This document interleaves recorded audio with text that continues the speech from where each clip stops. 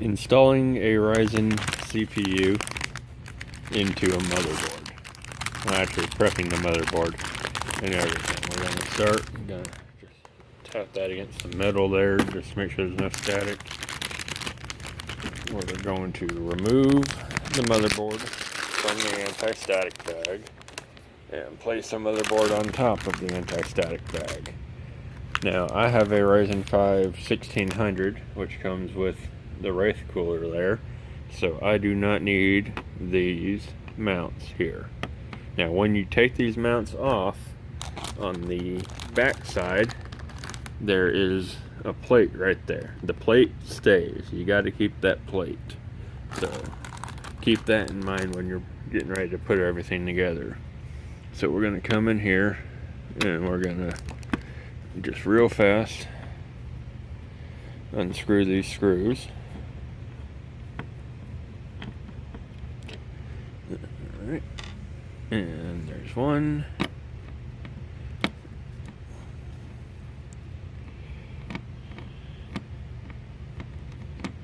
And there's two, and that plate lifts off. And we're gonna stick that back in the motherboard box, just in case we ever switch out to a cooler that actually gets mounted with these pieces.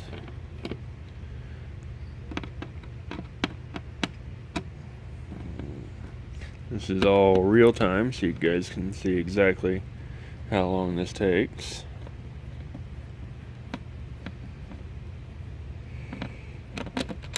Okay. And so that's out, and lift. Oh, apparently didn't quite get that screw all the way out.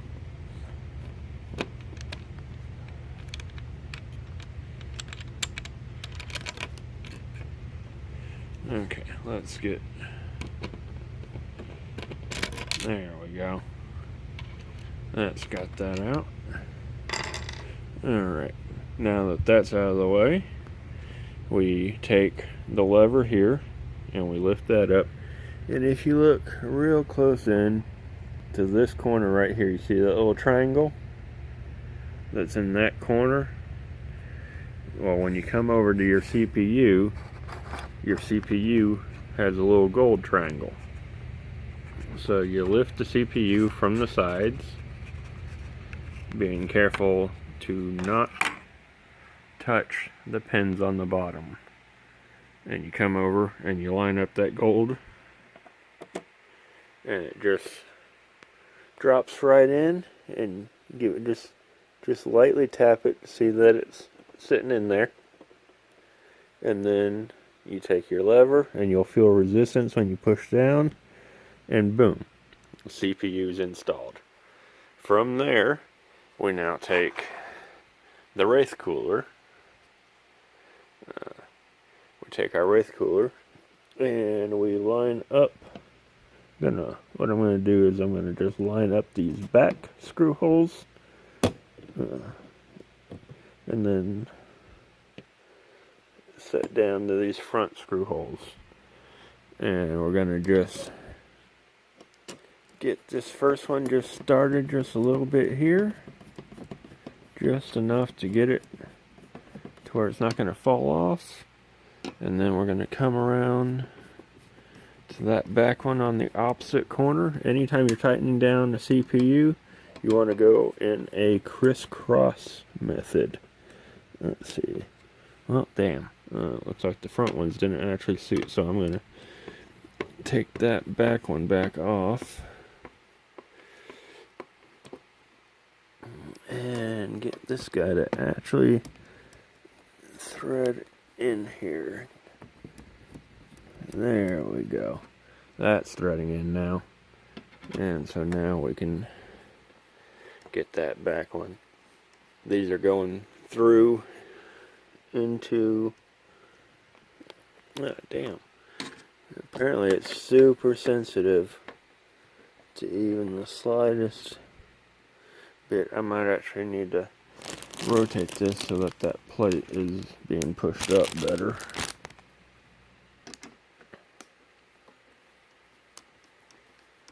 if you can get the opposite corner started, the remaining 2 screws will be easy. So let's see if that one is started. Yes, that one is in. So now we can jump to the opposite side and get that one threaded. And then this last one back here in the back corner gets threaded.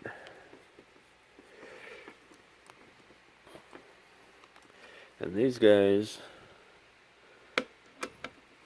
they actually have a point where they bottom out, so you know you're not going too tight. They'll just stop turning. And the springs in here actually keep it in at the right tension, so you just tighten these guys down until they're snug. Just real simple, and doesn't take very much once they're on there.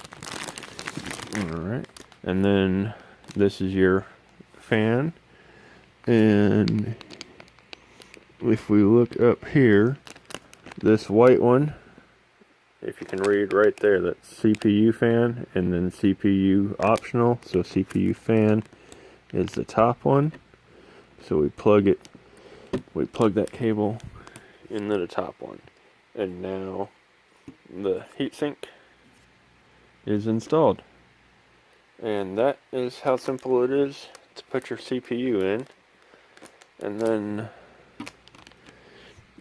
the next thing we're going to do is we're going to go ahead and we're going to slap 1 stick of memory in here that I pulled out of the other computer. What you'll want to look for is there's a notch right below my thumb right there. You want it, if you look, it's off center. It's not centered on the stick of RAM. So you need to see, like here, which way does the RAM need to sit to slot down in there. When you're installing just 1 stick of RAM, refer to your motherboard, but in my case, it's this inner gray one is the one that tells you to put the RAM in. And in the case of the ASUS boards, this bottom doesn't actually open up like they used to.